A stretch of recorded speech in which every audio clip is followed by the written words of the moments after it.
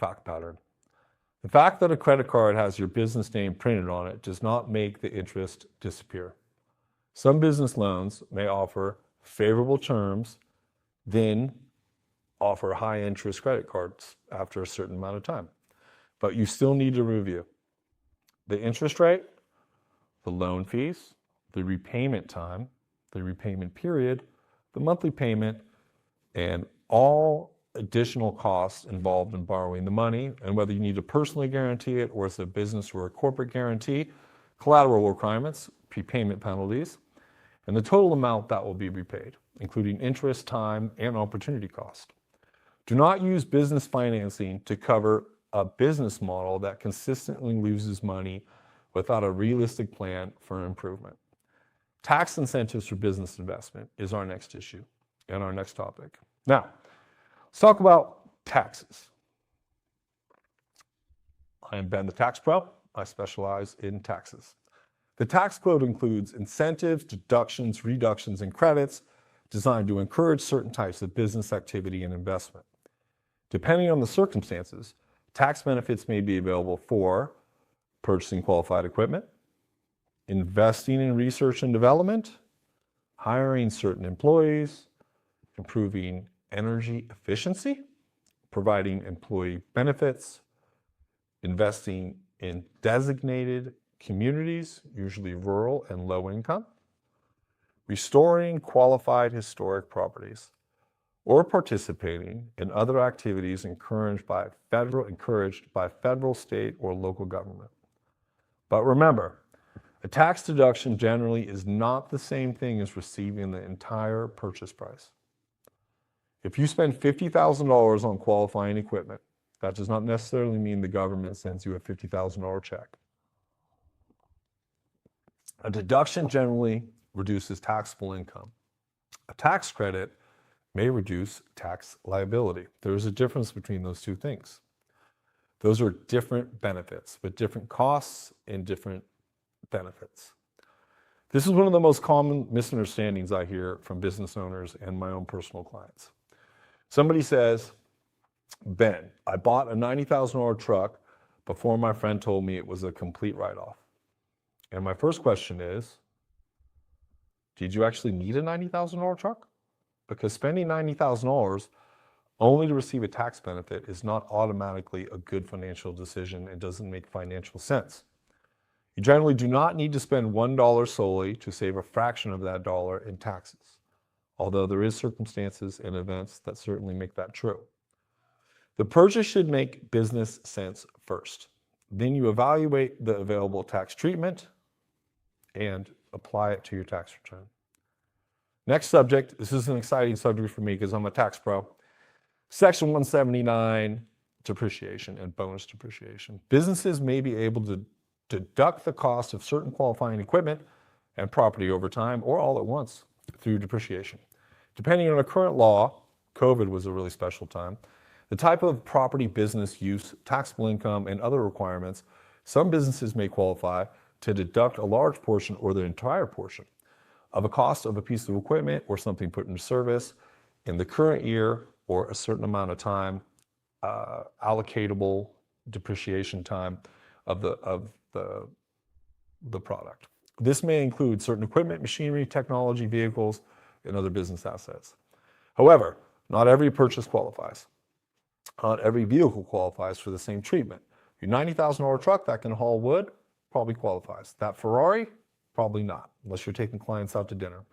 And buying something on December 31st does not automatically create a valid deduction if it was not placed in service until the last day of the taxable year. The rules matter, and you need to apply the rules before applying the deductions.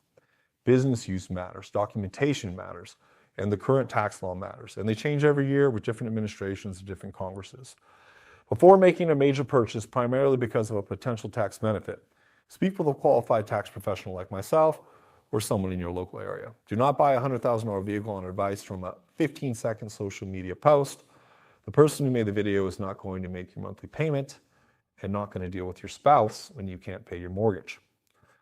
Finally, research and develop incentives. Research-related tax incentives may be available to qualifying businesses involved in deploying or improving products, processes, software, technology, formulas, techniques, or other qualifying activities.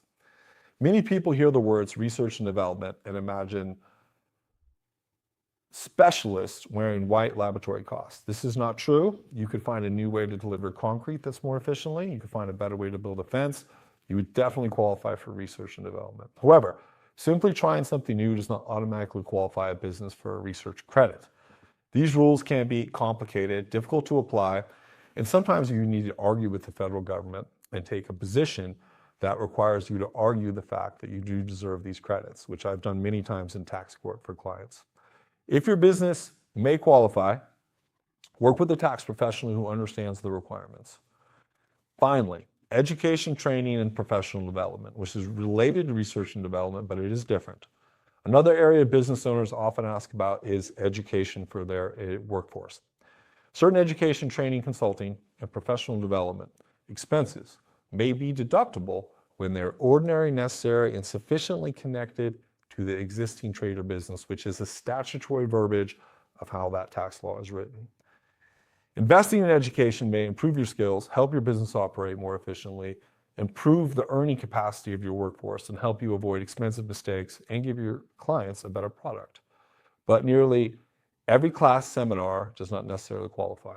Calling a vacation a business retreat does not automatically make it a vacation deductible from your tax return. Taking one business phone call by sitting on the beach does not make the entire Hawaii vacation deductible, although a portion of it will be. I know somebody watching just became disappointed. The facts and circumstances matter. Keep records showing the business purpose of all expenses. Document, document, document. Some tax incentives, community investment incentives, are designed to encourage investment in underserved, rural, and minority communities or communities that don't have a lot of money. These programs will provide tax benefits while encouraging economic development, preserving important buildings and neighborhoods. Excuse me. However, these are often specialized programs with detailed requirements. A lot of contractors get into this type of work, and sometimes they're very disappointed. They may involve certifications, approved projects, specific geographic areas, prevailing wage projects through the government, investment structures, and ongoing compliance obligations. Just because you can do the work doesn't mean you're going to get paid. Do not invest in complicated projects solely because somebody promises a tax credit. Understand the underlying investment, understand the risks, and obtain appropriate legal tax and financial advice. The most important lesson, the biggest lesson from today's video, is not that the government is handing out free money to new business owners and will give you a free check for nothing. It's that legitimate programs for legitimate businesses offer financing opportunities, tax credits, deductions, and economic development incentives that already exist and are designed for you if you operate one of these businesses that fills one of these needs for a community. Others hear about a program online and assume they automatically qualify. Neither approach is ideal. Learn the rules, do your due diligence, verify the information, review the current requirements, understand the application process, keep accurate records, and make sure the opportunity makes sense for your business. Business incentives are generally designed to encourage real economic activity with real businesses. That may include creating jobs, training employees, purchasing equipment, developing technology, investing in communities, expanding business operations, or supporting economic growth in your local, state, or greater community. These programs are generally not designed to reward somebody for creating an LLC on Monday and requesting $500,000 on Tuesday. If it were that easy, everybody watching this video would own 12 LLCs by Friday. Building a successful business still requires work, due diligence, discipline, and planning. It requires financial planning, time planning, it requires discipline, it requires good customer service, it requires accounting, it requires understanding your finances, And sometimes it requires making mistakes and learning from mistakes. But if a legitimate program can help reduce costs, provide access to responsible financing, support employee training, or provide a lawful tax benefit, it may be worth investing and investigating. The opportunity may already exist. You simply need to know where to look and determine whether your business qualifies.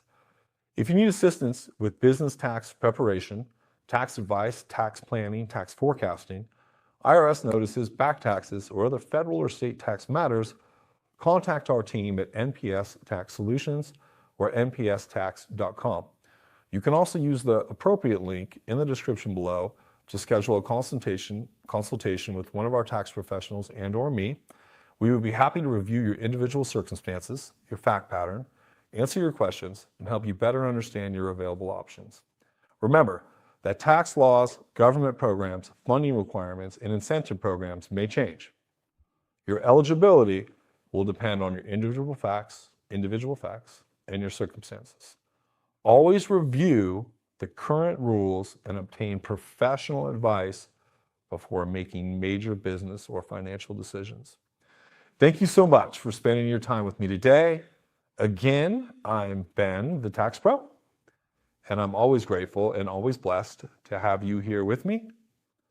If you enjoyed this video or learned something new, please hit the button that says like, subscribe to Ben the Tax Pro, and share this video with another business owner or somebody you care about who may find this information helpful and may enable them to acquire financing they didn't know was available. Also, check the links in the description below to learn about NPS Tax Solutions or to schedule an appointment with our team. We're going to continue to learn together, improve together, grow together, and make taxes and business easier to understand, one topic at a time. Have a wonderful and blessed day. Thank you for watching, and I'll see you in the next video.